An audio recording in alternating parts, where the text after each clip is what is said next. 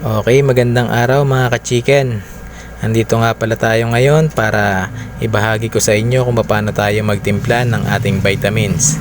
Ayan, naglagay tayo ng Vitamin Pro upang ipainom sa kanila dahil ang panahon ay maulan o mainit, kailangan nating magbigay ng vitamins. Vitamin Pro sa hapon mga ka-chicken.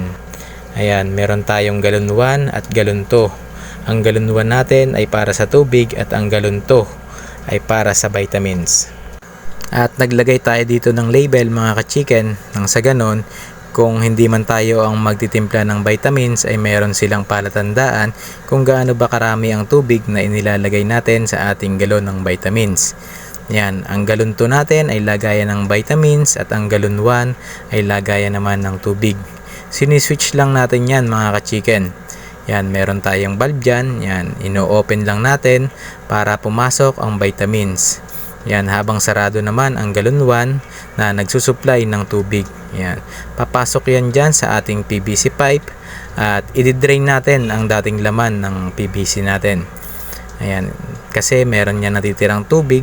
Kung hindi natin i-drain, possible meron niyang dumi-dumi at pagdating dyan sa dulo ay hindi sila makakainom ng vitamins dahil ang tinimpla nating vitamins ay nandun pa lamang sa unahan at hindi pa nakakarating dyan sa dulo. Yan, kaya ginagawa natin proseso ay dinidrain natin hanggang sa lumabas yung mga dumi at hindi pa pumapasok ang ating tinimplang Vitamin Pro mga ka-chicken. Ayan, kapag nag-iba na ang kulay mga ka-chicken ay yun na yung tinimpla nating vitamins. Yan, katulad niyan, meron siyang duming lumalabas. Kung hindi natin yan na-drain mga ka-chicken ay maaari itong pagsimulan ng sakit. Kaya ugaliin nating mag-drain palagi kapag tayo ay magtitimpla ng vitamins o magpapalit ng kanilang inumin. At ito ang nagiging resulta ng kanilang pangingitlog mga ka-chicken kapag nagbibigay tayo ng Vitamin Pro. Ayan, tumataas ang kanilang egg production from 50%.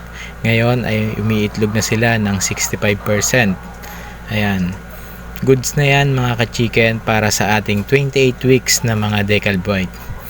Ayan, sa ngayon ang nakuha natin ay 51 eggs at meron pang mga humabol. Nung pagdating ng hapon ay meron pa tayong mga nakuhang mga itlog mga ka-chicken. At ito ang nagiging resulta ng ating pagpapainom sa kanila ng Vitamin Pro mga ka-chicken. Kaya para sa lahat ng sumusuporta at patuloy na nanonood, hinayaan nyong ibahagi ko sa inyo kung paano tayo magpainom ng ating vitamins para sa ating mga manok. At hayaan nyong i-update ko kayo sa mga susunod pa.